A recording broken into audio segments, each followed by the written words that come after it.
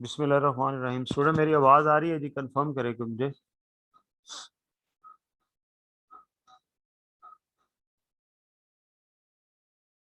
जी Laiba. Yes sir, आ रही है voice.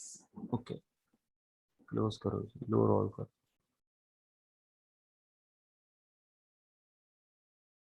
अच्छा जी, कल मैंने कुछ होमवर्क दिया था, कोई इशू, कोई क्वेश्चन?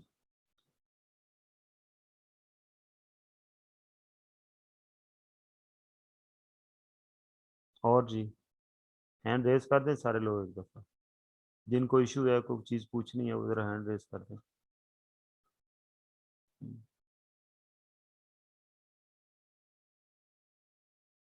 ओके,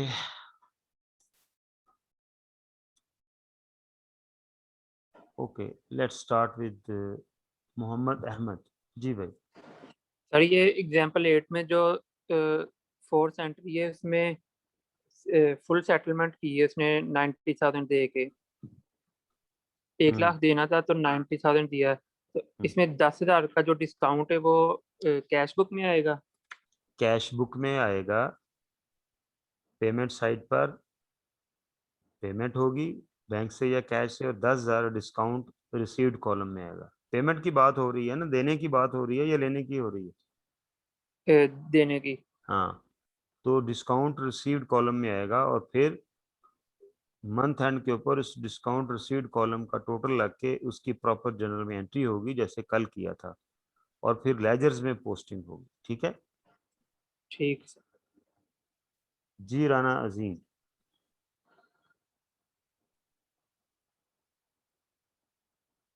जी राना अजीम। वालेकुम। वालेकुम सलाम। किसी से उधार चीजें वगैरह खरीदी हैं, उसे बेची है, उसका भी सर जी रिसीवेबल या पेएबल लेजर में हमने एंट्री करनी है। अगर उसने कैश दे दिया उसका फैक्ट भी जाएगा कि? क्या कह रहे हैं, फिर रिपीट करें क्वेश्चन अपना। मैं कह रहा हूँ अगर किसी से परचेजेस की है तो हाँ उसके पैसे अभी हमने देने हैं, तो उसे हम उसके लिए हम पेएबल लेजर बनाते हैं। जी।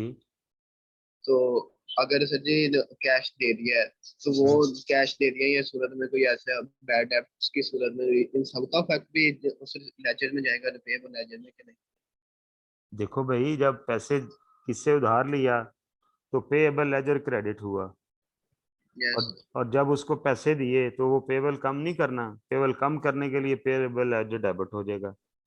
और अगर हमें डिस्काउंट मिला तब भी पेबल कम हो गए, तब भी डेबिट हो जाएगा। ठीक है। ठीक हो गया। एक क्वेश्चन सदी, एग्जांपल नंबर 7 में जी, ये लास्ट वाला 11 अगस्त। एग्जाम्पल नंबर 7 हटाओ जी जरा। Goods destroyed in fire to be recovered from Rahat insurance company. जब हम अपनी किसी चीज की इंश्योरेंस करवाते हैं ना, यस सर। तो इंश्योरेंस कंपनी हमसे एग्री करती है कि अगर कोई नुकसान हो जाएगा तो वो हमारा नुकसान पूरा करेंगे। ठीक है। Yes sir. तो 79,000 हमने रिकवर करना है इंश्योरेंस कंपनी से। तो ये बेसिकली सेल डे बुक की एंट्री नहीं है, ये ट्रेड रिसीवेबल नहीं है।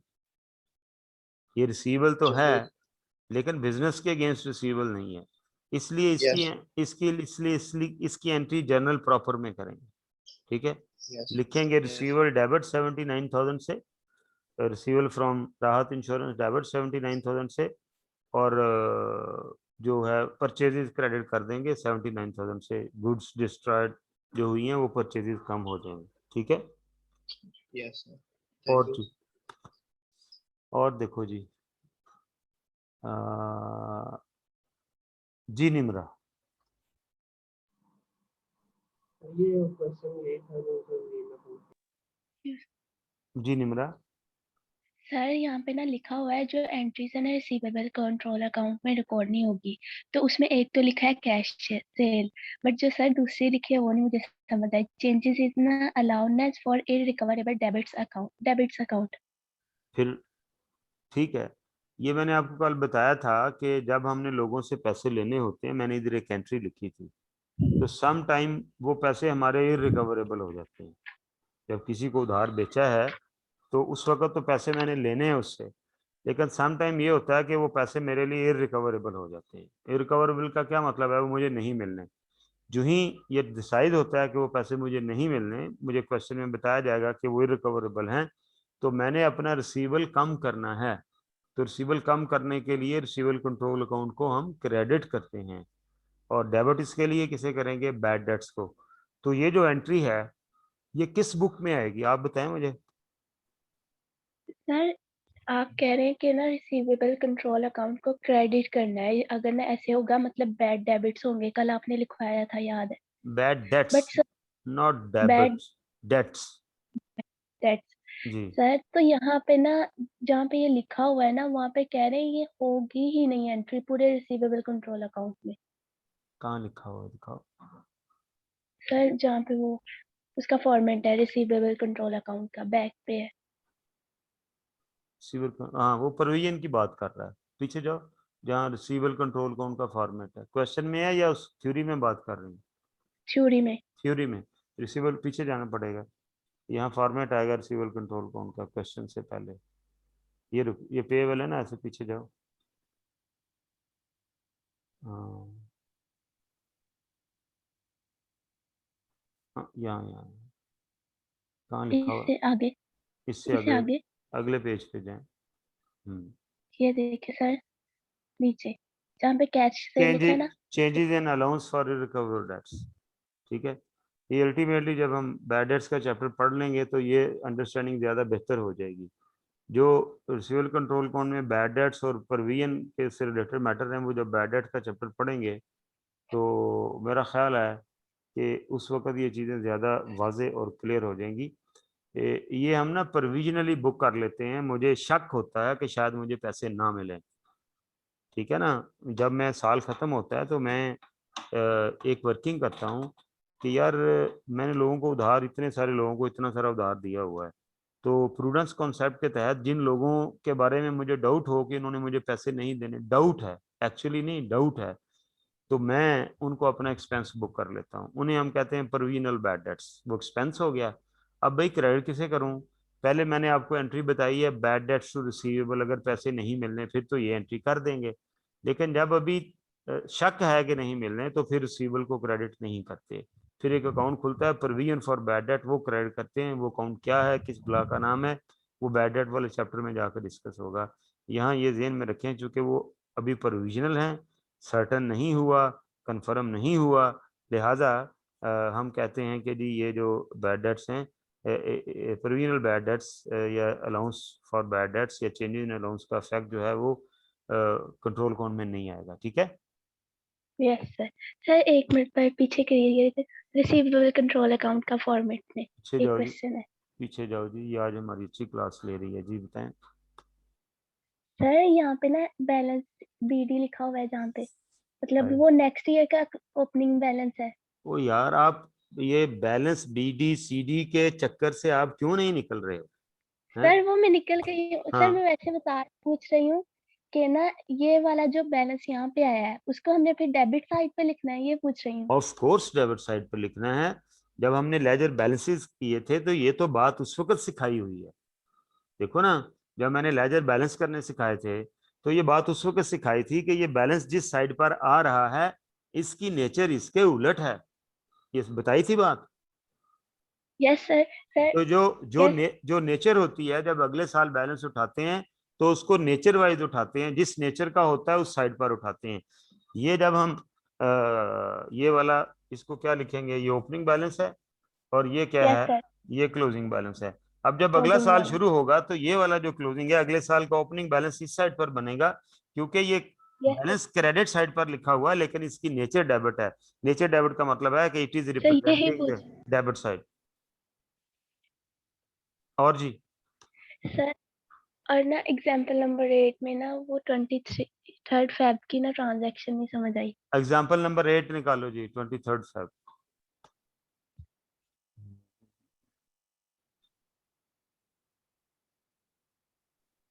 एग्जाम्पल 8,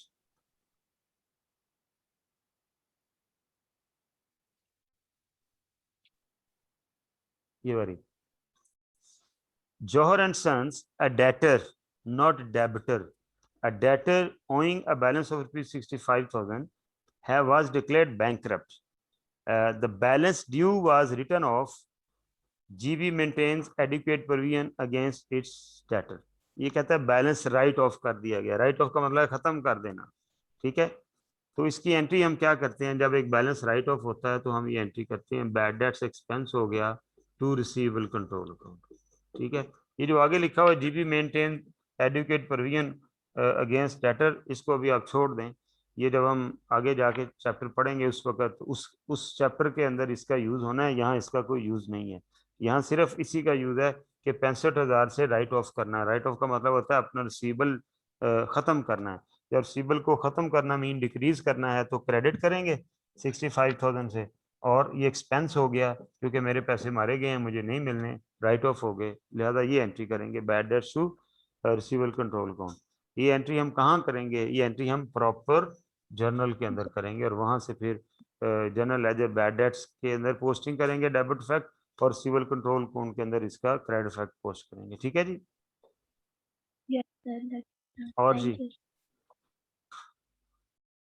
ठीक है, और देखें जी कौन है, मोहम्मद हमजा जी, हमजा साहब।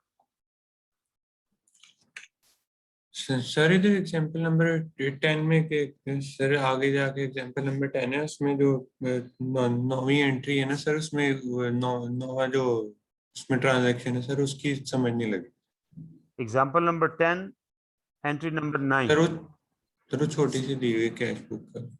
चलो जी आगे चलो, एग्जाम्पल नंबर 10।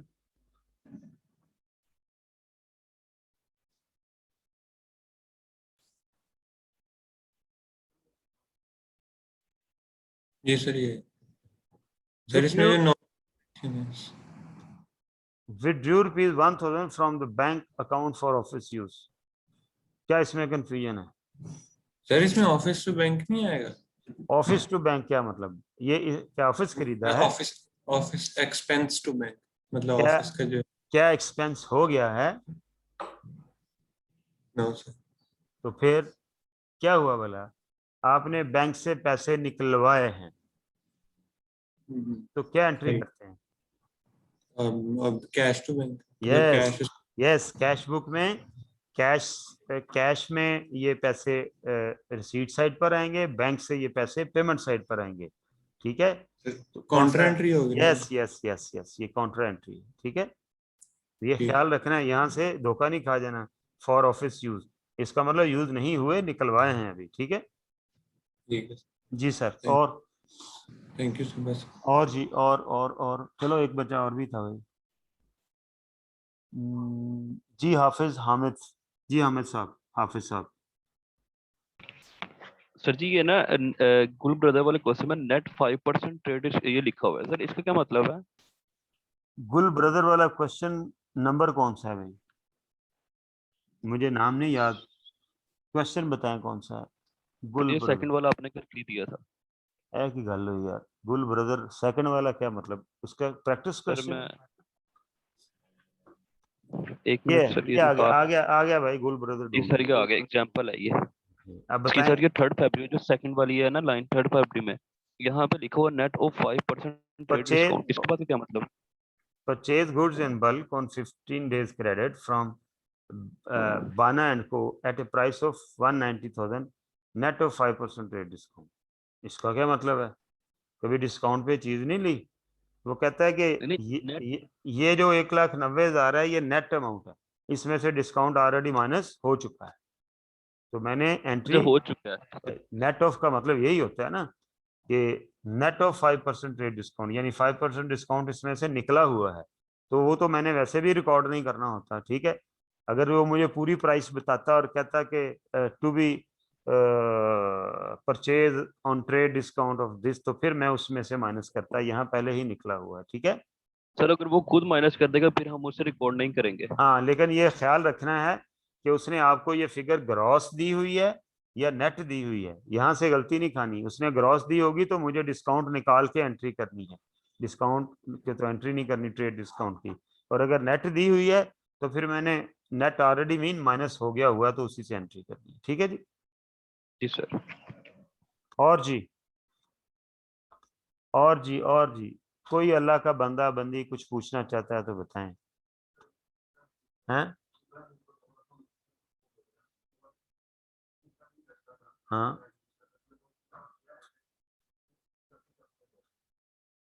अच्छा इब्राहिम भाई, आपका कोई क्वेश्चन है?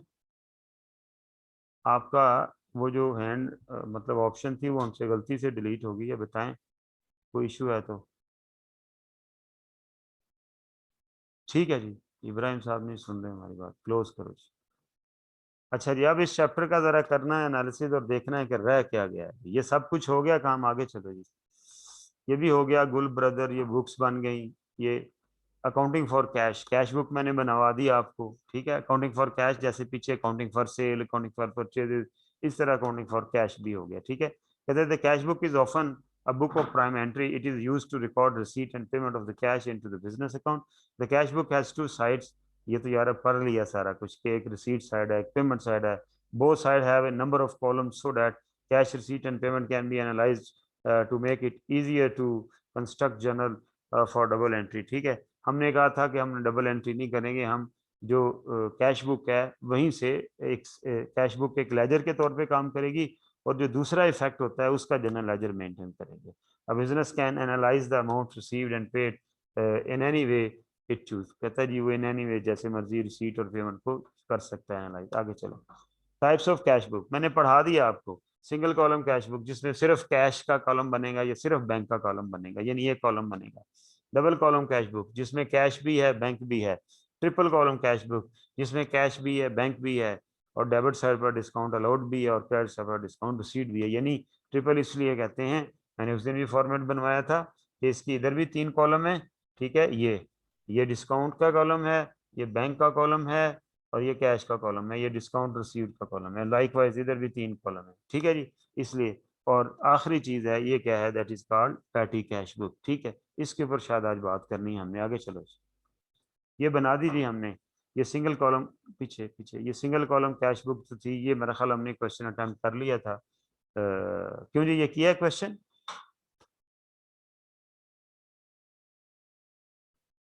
ये क्वेश्चन किया है जी, कोई बताए अल्लाह का बंदा? जी हमजा। सर आपने दिया तो नहीं था लेकिन वैसे कर लिया सर, इसकी जो वैसे आखिरी है हाँ, मैं बताता वो हूँ। नहीं सर, बस समझ लो कि बाकी तो सारा सामान है। क्लोज करो जी, इसे क्लोज करो, हम बताते हैं हमजा क्या कह रहा है।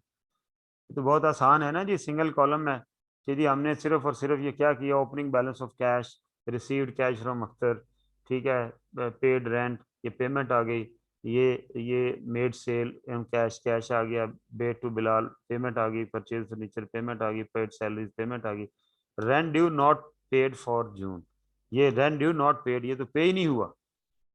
हाँ, ये तो पे ही नहीं हुआ, तो अल्टीमेटली ये हम कैश बुक में तो रिसीट और पेमेंट आती हैं, लिहाजा इसको किसी जगह एंटर नहीं करेंगे। समझिए, आपको मामू बनाने के लिए दिया हुआ है, ठीक है। वो कहता है रेंट अभी ड्यू नहीं हुआ और हमने पे भी नहीं किया, तो जब पे नहीं किया तो कैश बुक में सवाल ही नहीं पैदा होता। अच्छा, ये वाली जो एंट्री है, ये किस बुक की एंट्री है आपके ख्याल में? अगर मैं इसको 26 तारीख को मैंने इंदराज करना है, किस बुक में एंट्री? कैश में नहीं है, कैश पे नहीं हुआ, किस बुक की एंट्री है? जरा हैंड रेज करें, मैं पूछता हूँ आप लोगों से।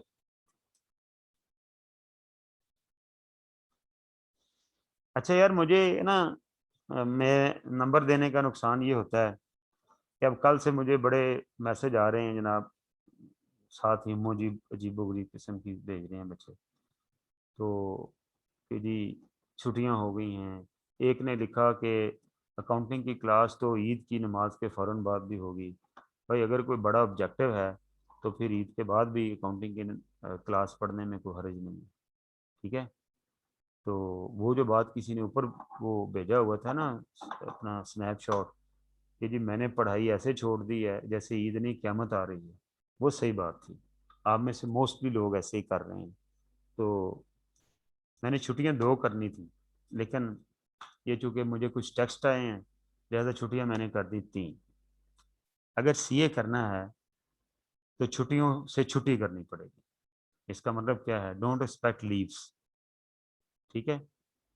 उसमें देखें, आपको पढ़ाने वाले लोग प्रोफेशनल हैं, कहीं उनकी भी थोड़ा ऊपर नीचे मसरूफियत हो सकती है, क्योंकि वो प्रोफेशनली अपने आप को अपडेट रखेंगे तो ही वो प्रॉपर तरीके से आपके साथ नॉलेज शेयरिंग का, तो बाज़ औक़ात किसी जगह पे आपका आना जाना कंपल्सरी हो जाता है, ठीक है।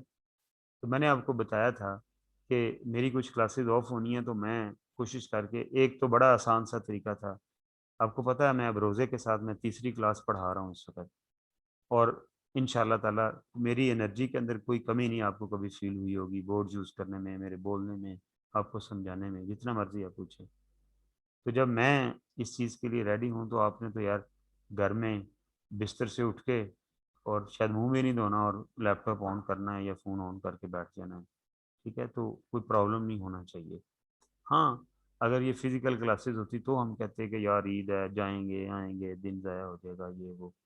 तो अगर 1 घंटे के लिए 45 मिनट 50 मिनट की क्लास होती है, आप बैठ जाएंगे तो कोई मुसीबत तो नहीं आने लगी। बहरहाल ईद की करनी है जी 3 छुट्टियाँ। अगर कल ईद होती है, जो कि ज़ाहिर है शाम को पता चलेगा, तो ऑफ कोर्स कल की छुट्टी होगी, मैं ईद की नमाज के फ़ौरन बाद नहीं पढ़ाऊँगा, मैं इतना फ़ारग बंदा नहीं हूँ, ठीक है।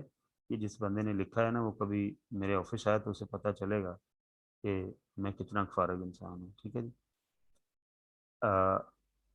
तो ईद की छुट्टियां होगी, कल अगर ईद होती है जुमेरात जुमा हफ्ता, मैं संडे को क्लास करूँगा इसी टाइम पे, ठीक है। और मंडे से फिर हमारी क्लासें, जो हमारा रेगुलर टाइम टेबल है उसके में शुरू हो जाएंगी। उसके बाद कहीं अगले वीक में जाके कोई मुझे ऑफ लेना पड़ेगा। और अगर कल ईद नहीं होती तो कल क्लास होगी। कल ईद अगर नहीं होती तो कल क्लास होगी। फिर 3 छुट्टियां कौन सी हैं? फ्राइडे, सैटरडे और संडे। Friday, Saturday, Sunday. अगर कल ईद है तो थर्सडे, फ्राइडे, सैटरडे छुट्टियां हैं, और अगर कल ईद नहीं है, जो कि मोस्ट प्रोबेबली नहीं है, तो फिर फ्राइडे, सैटरडे, संडे, ये 3 छुट्टियां होंगी। कल क्लास करूंगा इसी टाइम पे, और संडे को भी क्लास करूंगा इसी टाइम पे। मेरा ख्याल है किसी को कोई कन्फ्यूजन नहीं रहना चाहिए, ठीक है। अब भी अगर किसी का दिल नहीं करेगा क्लास पढ़ने में, तो वो भाई उसकी अपनी मर्जी है, ठीक है। अल्टीमेटली इन इन चैप्टर्स की जो अंडरस्टैंडिंग है, इसने आगे बहुत सारा फैक्ट देना है। तो हमें अपने आप को इतना नाजुक नहीं बनाना चाहिए। जिस फील्ड में आप जा रहे हैं ना, उस फील्ड के अंदर ये इतना नाजुक मम्मी डैडी सिस्टम नहीं चलना। इसलिए थोड़ा सा अपने आप को चीज़ों के मुताबिक, अपने आप को, अगर प्रोफेशन चूज़ किया है तो उस प्रोफेशन की जो हार्डशिप्स हैं उनको भी आपको अडॉप्ट करना चाहिए। मेरा ख्याल है तसल्ली होगी होगी। फिर भी अगर किसी की तसल्ली नहीं हुई, तो अब मुझे मैसेज करे मुझे प्राइवेटली, फिर मैं उसको जवाब भी दूंगा प्राइवेटली इंशाल्लाह। ग्रुप में ना कीजिएगा, ग्रुप तो वैसे बंद कर दिया होगा इन्होंने, तो वो मुझे प्राइवेटली कीजिएगा, फिर मैं प्राइवेटली उसका आंसर भी दे दूंगा। अच्छा जी। जी राना अजीम, आप क्या कह रहे हैं भाई? आपने हैंड रेज किया हुआ। आपने पूछा था रेंट कभी पे नहीं किया, कहाँ होगी इसकी? जी हाँ जी, परचेज कहाँ? स्लेब, हाँ जी, इसकी एंट्री कहाँ होगी? ये मैंने पूछा था आप लोगों से, ये 26 तारीख वाली एंट्री कहाँ होगी? Purchase slab. Purchase day book में हो जाएगी, ठीक है ना। रेंट का कॉलम बन के उसका टोटल लग जाएगा। और दूसरी ऑप्शन मैंने आप लोगों को ये भी बताई थी कि जनरल प्रॉपर में भी एंट्री की जा सकती है। कुछ ऑथर कहते हैं कि जो परचेज डे बुक है, ये सिर्फ जो परचेजेज है ना ट्रेडिंग की, उसके लिए यूज होती है। और ये किताब में उसने हमें यहाँ पर बोंगी मार दी है, नहीं करना चाहिए था। तो इसके अलावा अगर कोई चीज़ उधार खरीदते हैं, बिजली हो, रेंट हो, तो वो फिर प्रॉपर जनरल में भी एंट्री की जा सकती है, वहां से पोस्टिंग कर लें। प्रॉपर जनरल में एंट्री होगी तो क्या एंट्री होगी? रेंट टू रेंट पेएबल, तो वहां से पोस्टिंग कर लें। लेकिन हमारी किताब वाले ने इसको परचेज डे बुक में किया हुआ है, रेंट का अलहदा कॉलम बना के, और ये पेएबल कंट्रोल अकाउंट के अंदर ये पेएबल भी लिया हो, ठीक है जी।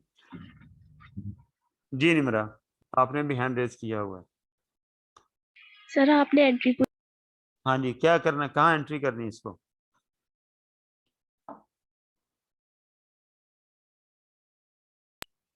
सर प्रॉपर जर्नल में भी तो नहीं है, और जी बिल्कुल सही, बिल्कुल बिल्कुल ठीक है। चलें जी, क्लोज करें। अगले पेज पे जाएं आप लोग, ये देखें अगले पेज पे ये कैश बुक बनी होगी, ये देख लेंगे। ये है जी सिंगल कॉलम कैश बुक, ये कैश, ये ओपनिंग बैलेंस था, ये ओपनिंग बैलेंस, और ये क्या है? Closing balance. अगले साल ये इधर बन जाएगा ओपनिंग बैलेंस, ये देखें बना हुआ। तो ये रिसीव हुआ, ये पे हुआ, सिंगल कॉलम कैश बुक, कख भी नहीं। आगे चलो जी, 2 कॉलम कैश बुक, ये देखें। नेम ट्रेडर स्टार्टेड, ये इसमें 2 कॉलम में। आगे चलो, ये देखें कैश और बैंक, 2 कॉलम, कैश और बैंक, ठीक है जी।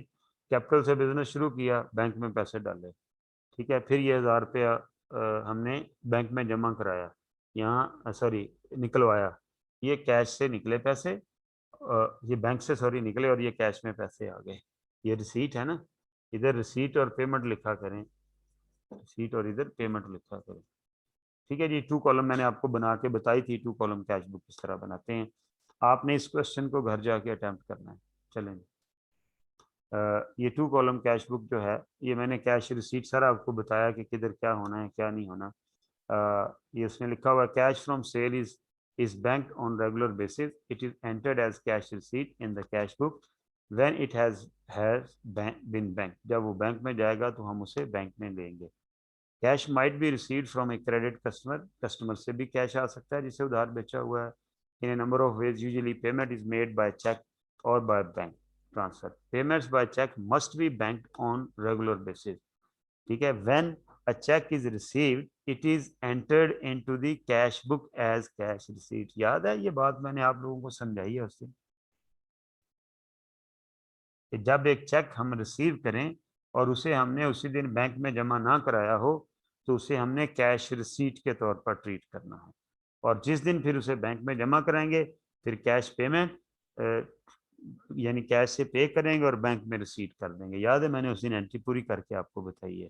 ऑन ए पीरियोडिक बेसिस, ठीक है, the receipt side of the cash book is summed and total posted to the general ledger. Amount received from credit customer are also recognised in the customer personal account and the receivable ledger. ये वाली जो बात है ना, on a periodic basis of the receipt side of the cash book, ये मैंने आप लोगों को कहा था कि हमने ये काम नहीं करना। वो इसकी रिसीट्स की जर्नल में एंट्री करता है। मैंने ये आपको बताया है कि ये कैश बुक ही बेसिकली कैश का लेजर है, बैंक का लेजर है, अलहदा से जर्नल में एंट्रीज करने की जरूरत नहीं है। The additional column on the cash receipt side of the cash book is for the discount allowed. ये देखें, ये सिर्फ रिसीट साइड को डिस्कस कर रहा है, तो वो कह रहा है कि जी वो डिस्काउंट अलाउड का कॉलम है। मैं ये सारी बात आपको पढ़ा चुका हूँ। आगे चलो, ये देखें, ये आ गया जी, ये रिसीवेबल से पैसे आए हैं, ठीक है, और ये अदर रिसीट्स आई हैं। तो ये इस दिन इतने पैसे आए हैं, इस दिन इतने आए हैं, ये टोटल इसलिए लगाए हुए हैं कि जब अदर सीट हो तो फिर वो इधर आ जाए, हालांकि कुछ भी नहीं। ये अल्टीमेटली ये सारे ये अदर सीट्स हैं और ये रिसीवेबल से पैसे हैं और ये इनको डिस्काउंट दिया हुआ है। ठीक है। तो हमने क्या किया, उसने इसकी एक एंट्री बना के जर्नल में की हुई है कि जी बैंक में कितने पैसे डाले हुए हैं जी इतने, रिसीवेबल कंट्रोल अकाउंट से पैसे कितने 177,500 ये हुआ, और सेल से कितने पैसे आए हैं, सेल रिटर्न हुई है, डिविडेंड इनकम कितनी है, वो उसमें से 5,000 और डिस्काउंट अलाउड, ये टोटल को की एक एंट्री हुई। मैंने आपको ये एंट्रीज नहीं सिखाई, मैंने आपको सिर्फ क्या बताया कि हमारी जो कैश बुक है वही क्या है, वही हमारा लेजर है, हमने ये एंट्रीज नहीं करनी। हाँ, ये एंट्री मैंने आपको सिखाई है जो प्रॉपर जर्नल में इस टोटल के साथ करनी है, ये वो एंट्री है। ठीक है जी, ये एंट्री हमने नहीं करनी, हम कैश बुक को ही लेजर के तौर पर डील करते हैं। लेकिन हमें ये आइडिया होना चाहिए कि हम इसके भी पीरियोडिक टोटल करके उनकी भी कंपाउंड एंट्री कर सकते हैं अगर करनी हो तो, लेकिन हम ऐसा नहीं कर रहे। ठीक है, हमने मेथड ये रखा है कि हम कैश बुक को लेजर के तौर पर लेंगे। हाँ, कैश बुक बनानी है तो जैसे मैंने आपको कहा है वैसे कैश बुक बनानी है। आगे चलें,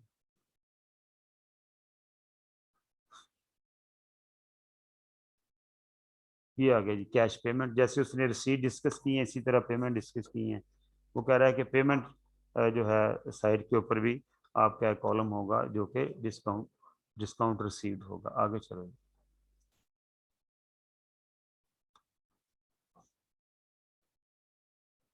आगे कोई बात नहीं, ये कैश पेमेंट्स हैं। ठीक है, इसमें भी उसने ये एंट्री एडिशनल की हुई है, हम ये एंट्री नहीं किया करेंगे, सॉरी हम ये एंट्री नहीं करेंगे। उसकी वजह क्या है, हमने कहा जी कैश बुक ही हमारा जो है वो क्या है, कैश बुक ही हमारा जो है वो लेजर है, लिहाजा ये वाली एंट्री हम नहीं करेंगे। ये करता क्या है, इसमें ऐसी टेंशन वाली कोई बात नहीं है।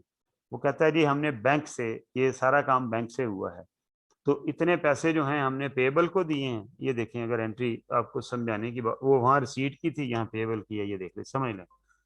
इतने पैसे मैंने पेबल कंट्रोल अकाउंट को दिए हैं, ठीक है, इतने पैसे मैंने और एक्सपेंसेस के दिए हैं, और बैंक से मेरे इतने पैसे निकले हैं, तो मैं वहां से प्रॉपर जर्नल में ही इसको देख के प्रॉपर जर्नल में जाऊंगा। जैसे बाकी डे बुक्स काम कर रही है ना, सेल डे बुक परचेज, उसी तरह कैश डे बुक का भी वैसा ही काम लूं।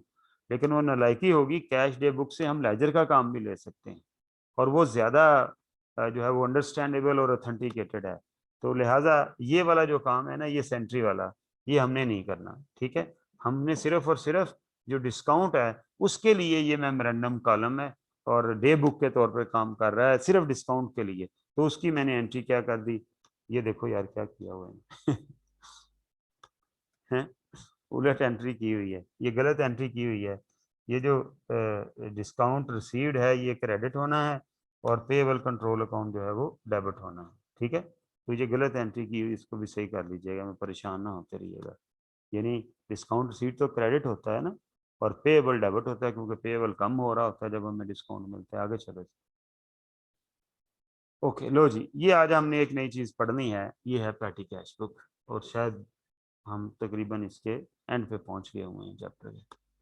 देखिए सम टाइम ऐसा होता है कि हम जो है वो एक्सपेंसेस जब कर रहे होते हैं तो हम किसी को थोड़ा इख्तियार दे देते हैं कि भाई इतने अमाउंट तक के खर्चे जो है वो आपने करने हैं। लाइक इधर ऑफिस के अंदर या कॉलेज के अंदर अब हम जो एक्सपेंसेस हैं ना, कह लें कि 100 रुपए के, 20 रुपए के, 200 के, वो डायरेक्टर तो नहीं अप्रूव कर सकता, देख सकता। लिहाजा हमें किसी को इख्तियार देना पड़ता है कि भाई इतनी अमाउंट तक का खर्चा जो है वो तुम कर लेना। उसने अपने पास से थोड़ी करना है, तो फिर उसको कैश भी चाहिए होगा। हम उसे उसका एक सिस्टम बनाते हैं कि भाई हमारा ख्याल है कि हमारे छोटे मोटे खर्चे जो 1000 रुपये से नीचे हैं, 100 रुपये से नीचे हैं, वो तकरीबन बनते हैं महीने के 5000। तो हम आपको 5000 रुपया देते हैं, ऑफिस में किसी बंदे को डेजिग्नेट कर देते हैं, आमतौर पर ये अकाउंटेंट ही होता है। तुम इसमें से छोटे छोटे खर्चे करते रहो, लेकिन कोई खर्चा जो है वो 500 रुपये से ऊपर का नहीं होना चाहिए। 500 रुपये से ऊपर का खर्चा तुम इन खर्चों में से, इन पैसों में से नहीं करोगे। लिहाजा हम अपनी मेन कैश बुक से 5000 रुपया निकाल के इस बंदे को दे देते हैं। अब ये बंदा पूरा महीना वो खर्चे करता रहता है, बिल जमा करता रहता है। अब मंथ एंड पे या एक आध दिन पहले इसके पास रह जाते हैं 50 रुपए, 100 रुपए, बाकी पैसे इसने खर्च कर दिए। अब इसने आगे पैसे और लेने हैं, तो साहब मेरे पैसे खत्म हो गए। अब पैसे और लेने के लिए जो ये रिकॉर्ड मुझे बना के देगा उसको हम पैटी कैश बुक कहते हैं। पैटी का मतलब होता है स्मॉल, छोटे छोटे। ये मुझे जो रिकॉर्ड बना के देगा उसे हम क्या कहेंगे, पैटी कैश बुक कहेंगे। जब ये पैसे हम इसे देंगे तो कैश बुक के अंदर पेमेंट साइड पर इसकी एंट्री निकलेगी वहां से, और एक लेजर खुलेगा पैटी कैश का जनरल लेजर के अंदर। उसके अंदर इसने डेबिट हो जाना है, और मेन कैश बुक के अंदर जब मैं पेमेंट साइड पर लिखूंगा तो ये उधर क्रेडिट तो हो गया ऑटोमेटिकली। अब जब ये बंदा पूरे खर्चे कर लेगा और मेरे पास वो, इसके पास 500 रुपया रह गया, 4500 खर्च लिया, ये 4500 का मेरे पास हिसाब लेके आएगा, तो मैं क्या करूंगा, मैं उन मुतलका मैं एक जर्नल वोचर पास करूंगा, प्रॉपर जर्नल के अंदर एक एंट्री करूंगा। वो एंट्री क्या होगी कि उस 4500 में जौन सा खर्चा जितना जितना है वो डेबिट होगा और पैटी कैश क्रेडिट हो जाएगा।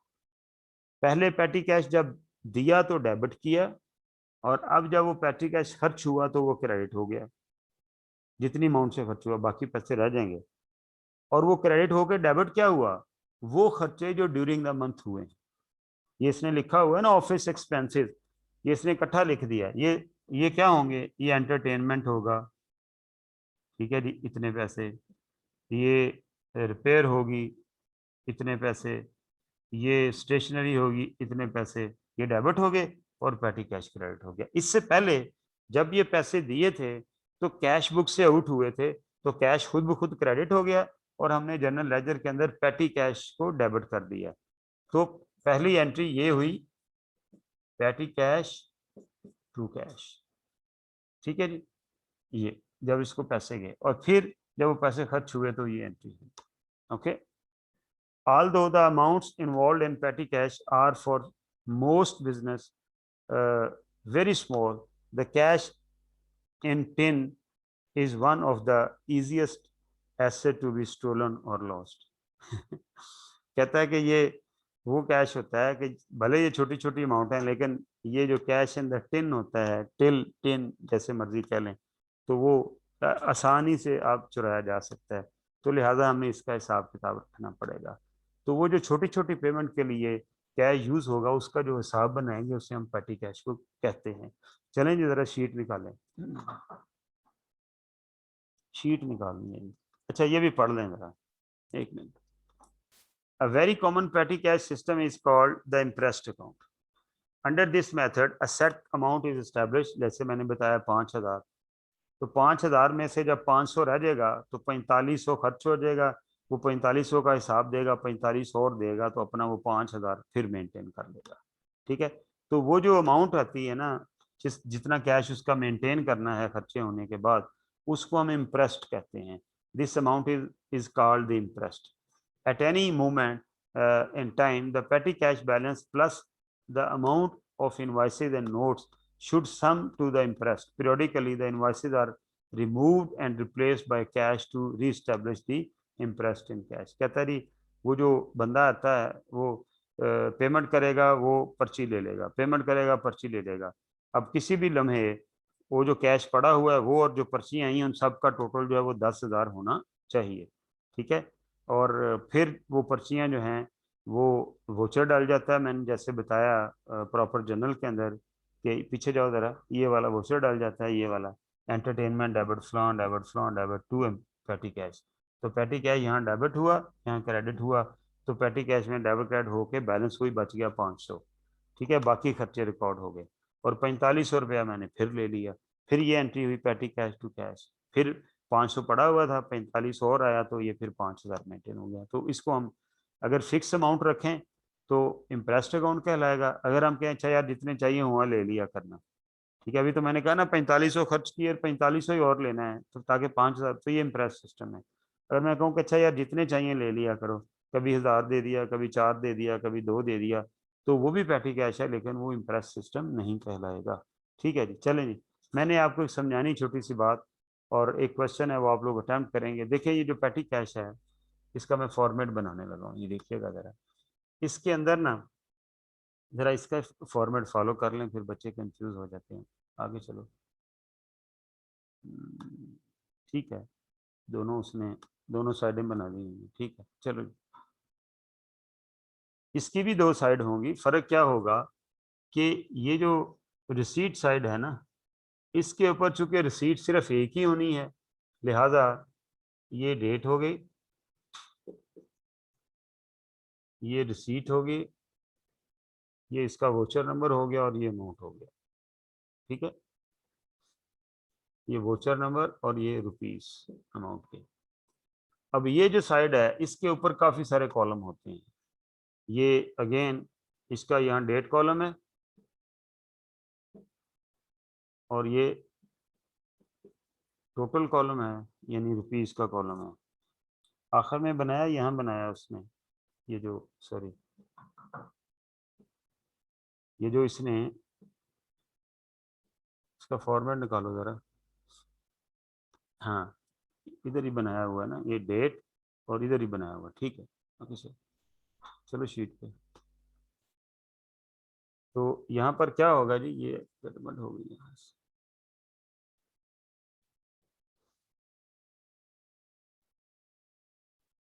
ओके, ये डेट, ये पेमेंट्स, ये वोचर नंबर और ये टोटल रुपीस। ठीक है, और आगे फिर बहुत सारे कॉलम होंगे ऐसे।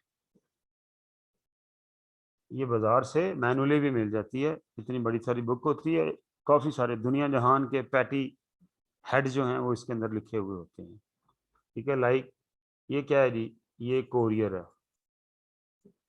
ये एंटरटेनमेंट है, ये स्टेशनरी है, ये रिपेयर है, ठीक है जी।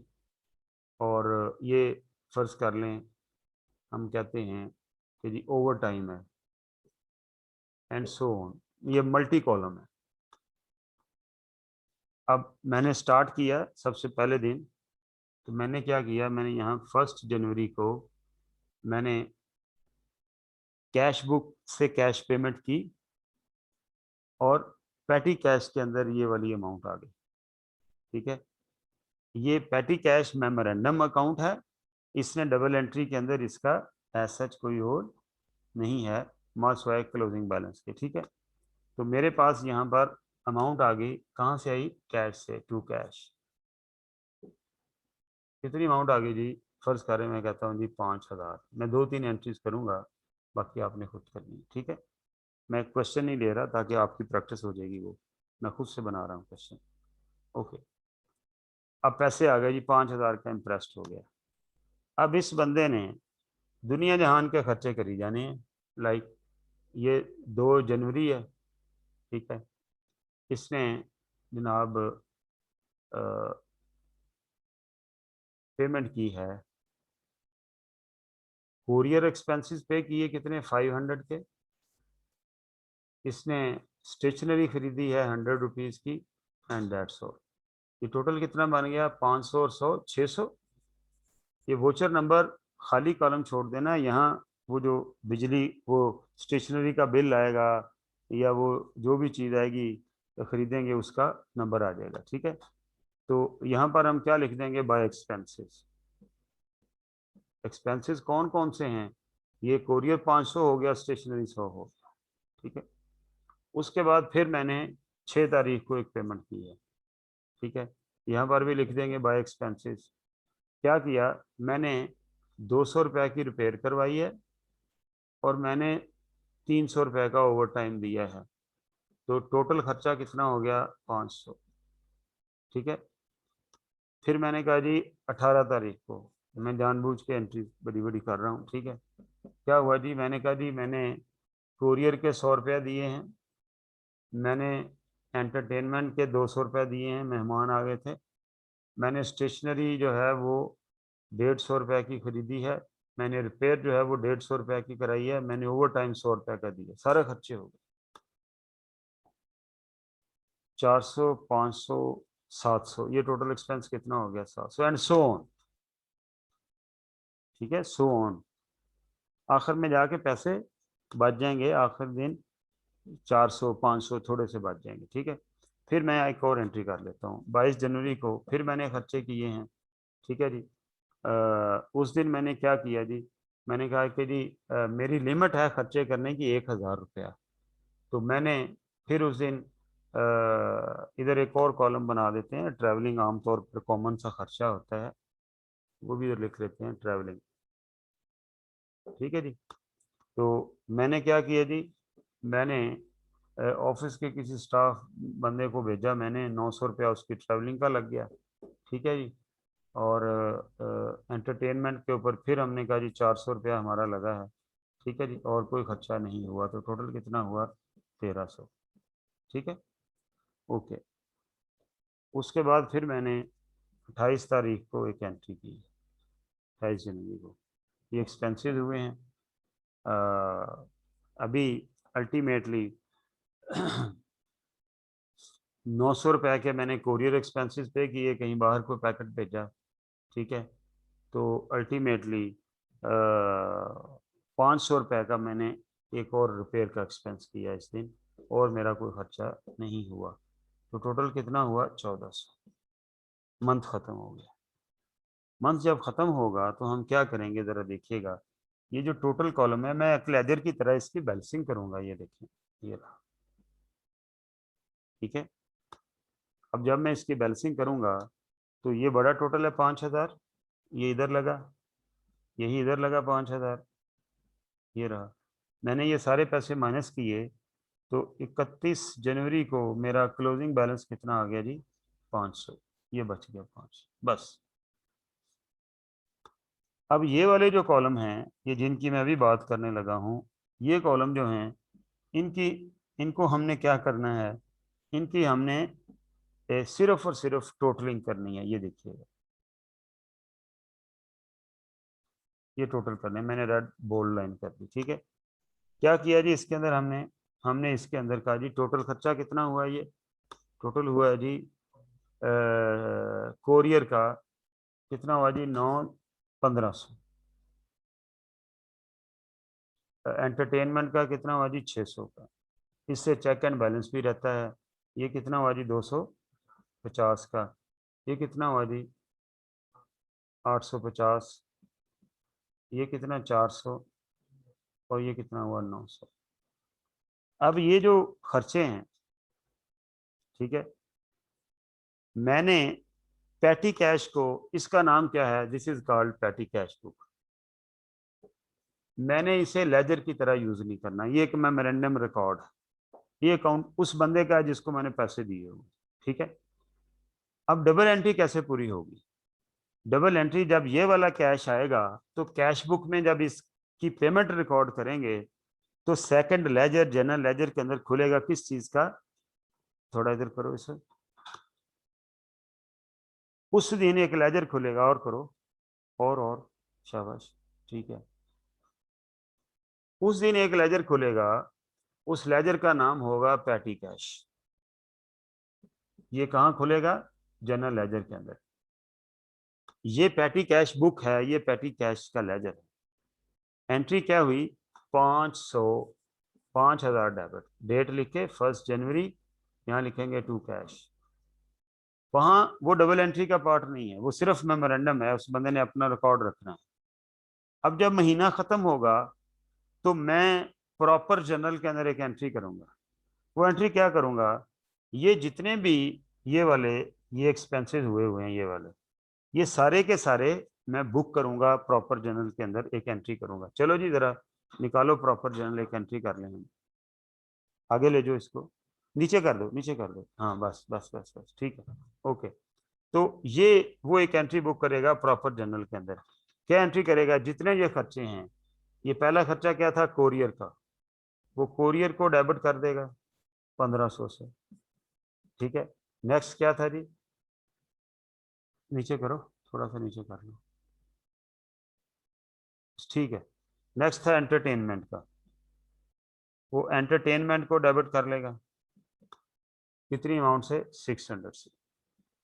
ठीक है, वो स्टेशनरी को डेबिट कर देगा कितने से, 250 से।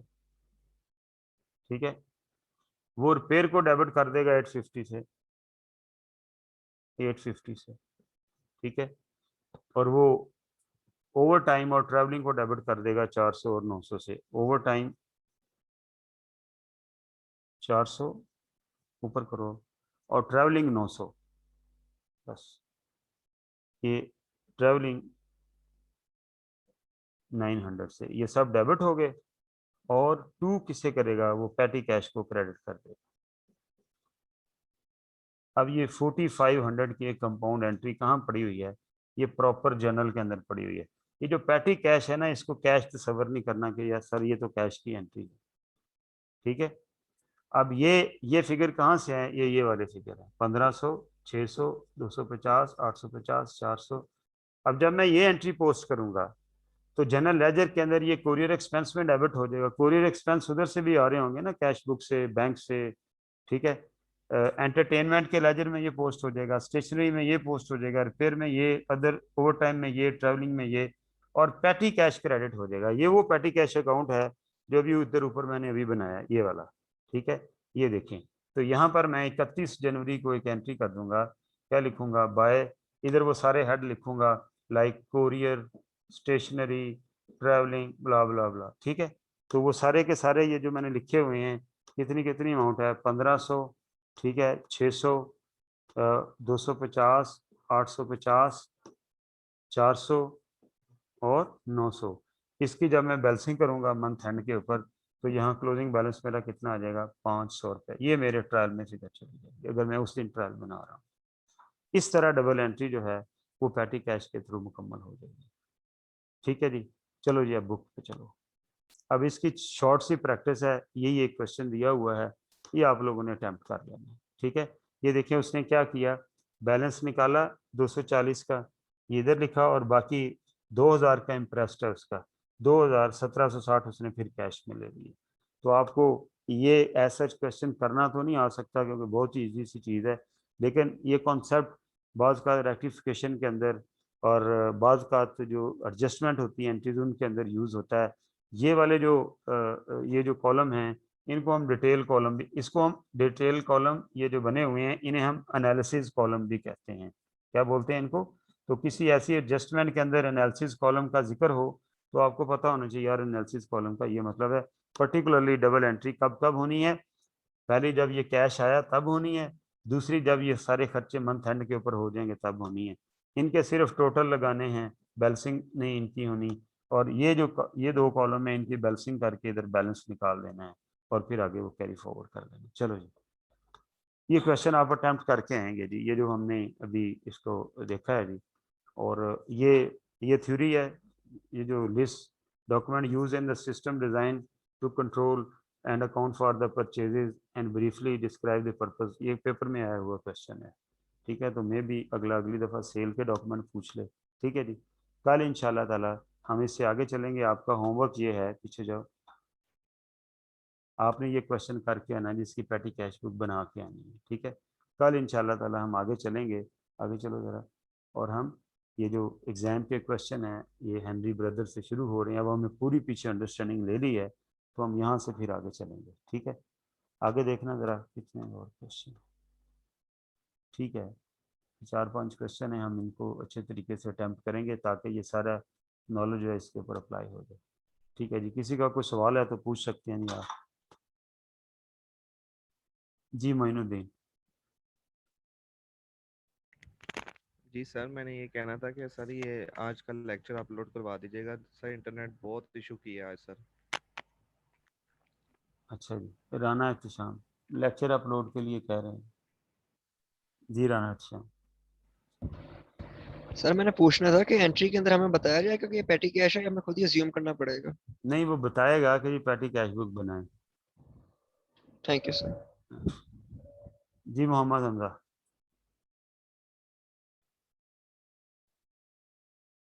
सर ये जनरेट प्रॉपर में एंट्री होनी सर, इसके भी अलग-अलग फिर सर लेजर खुलेंगे कोरियर ज़ाहिर है क्योंकि ये कोरियर का एक्सपेंस या ट्रैवलिंग का एक्सपेंस सिर्फ यही तो नहीं होना।